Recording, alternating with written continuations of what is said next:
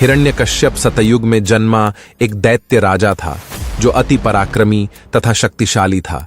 साथ ही उसको भगवान ब्रह्मा से विचित्र वरदान मिला था।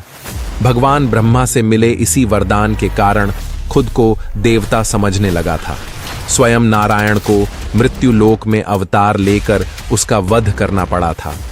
अपने पूर्व जन्म में हिरण्यकश्यप तथा उसका छोटा भाई हिरण्याक्ष भगवान विष्णु के वैकुंठ धाम के प्रहरी थे, जिनका नाम जय और विजय था। एक दिन उन्होंने भगवान ब्रह्मा के 4 मानस पुत्रों का अपमान किया था तथा वैकुंठ में जाने से रोका था। तब उन्हें श्राप मिला था कि वे 3 जन्म तक असुर कुल में जन्म लेंगे तथा उनका वध भगवान विष्णु के हाथों होगा। इसलिए जय और विजय का अगला जन्म हिरण्यकश्यप तथा हिरण्याक्ष के रूप में हुआ था। उसका जन्म महर्षि कश्यप के कुल में हुआ। हिरण्यकश्यप उसके भाई हिरण्याक्ष के माता पिता का नाम महर्षि कश्यप तथा दिति था। महर्षि कश्यप की कई पत्नियां थीं, जिसमें से एक दिति थी। उसी के गर्भ से दैत्यों का जन्म हुआ था। दरअसल एक दिन दिति किसी कारणवश कामातुर हो उठी थी। महर्षि कश्यप के मना करने के बाद भी जब दिति नहीं मानी तो दोनों के बीच मिलन हुआ। इसके परिणाम स्वरूप 2 दैत्यों हिरण्यकश्यप तथा हिरण्याक्ष का जन्म हुआ। हिरण्यकश्यप का विवाह कयाधु नाम की स्त्री से हुआ था, जिससे उसे प्रहलाद नामक पुत्र की प्राप्ति हुई थी। यही पुत्र उसकी मृत्यु का कारण बना था।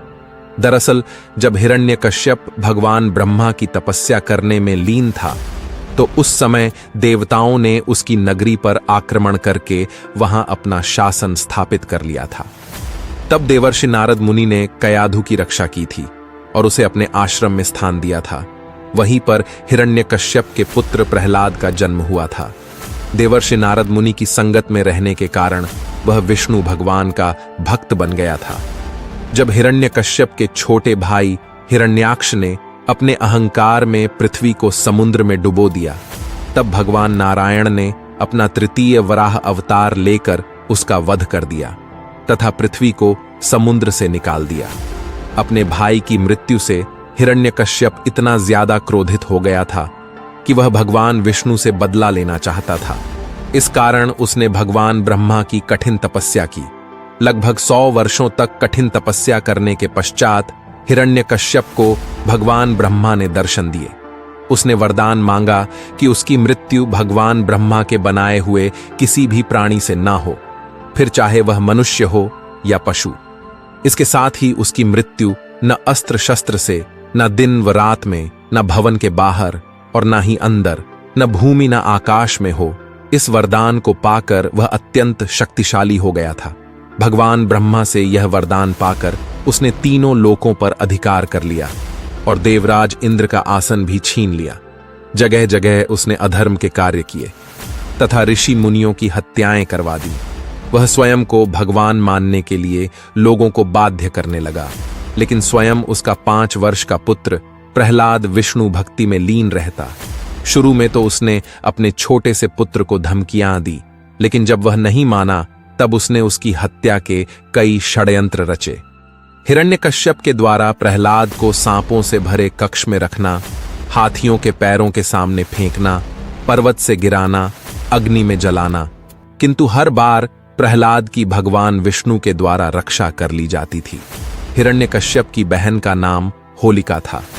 होलिका को भगवान ब्रह्मा से वरदान प्राप्त था कि उसे कोई भी अग्नि में जला नहीं सकता। इसी का लाभ उठाकर हिरण्यकश्यप ने होलिका को कहा कि वह प्रहलाद को अपनी गोद में लेकर अग्नि में बैठ जाए, ताकि प्रहलाद वहां से भाग न सके और वह उसी अग्नि में जलकर खाक हो जाए। चूंकि होलिका को वरदान प्राप्त था, इसलिए वह प्रहलाद को अपनी गोद में लेकर अग्नि में बैठ गई। किंतु आश्चर्यजनक बात यह रही कि उस अग्नि में होलिका जलकर खाक हो गई, जबकि प्रहलाद सकुशल बाहर आ गया। दरअसल भगवान ब्रह्मा ने होलिका को वरदान देते समय यह भी कहा था कि यदि वह इस वरदान का दुरुपयोग करेगी तो यह वरदान स्वयं ही निष्प्रभावी हो जाएगा। भगवान विष्णु वैकुंठ में बैठे अपने भक्त प्रहलाद पर यह सब अत्याचार होते हुए देख रहे थे। धीरे धीरे उनके क्रोध का घड़ा भरता जा रहा था। एक दिन हिरण्यकश्यप प्रहलाद से विष्णु के होने का प्रमाण मांग रहा था। तब प्रहलाद ने कहा कि वे तो कण कण में हैं। इस पर हिरण्यकश्यप ने अपने भवन के एक स्तंभ की ओर इशारा करते हुए कहा कि क्या वे इसमें भी हैं? तब प्रहलाद ने इस पर हां में उत्तर दिया। यह सुनकर हिरण्यकश्यप ने क्रोध में वह स्तंभ तोड़ डाला। जैसे ही वह स्तंभ टूटा, उसमें से भगवान विष्णु का अत्यंत क्रोधित रूप नरसिंह अवतार में प्रकट हुए, जिसका आधा शरीर सिंह का तथा बाकी का आधा शरीर मनुष्य का था। उस नरसिंह अवतार ने हिरण्यकश्यप को उसके भवन की चौखट पर ले जाकर संध्या के समय अपने गोद में रखकर नाखूनों की सहायता से उसका वध कर दिया। इस प्रकार भगवान विष्णु ने उसको मिले वरदान की काट ढूंढकर हिरण्यकश्यप का अंत किया तथा उसका उत्तराधिकारी भक्त प्रहलाद को बनाया। चूंकि जय विजय को 3 बार राक्षस कुल में जन्म लेना था, जिनका वध भगवान विष्णु के अवतार के हाथों ही होना था। हिरण्यकश्यप हिरण्याक्ष तो उनका पहला जन्म था, इसलिए अपने दूसरे जन्म में दोनों फिर से राक्षस कुल में जन्मे।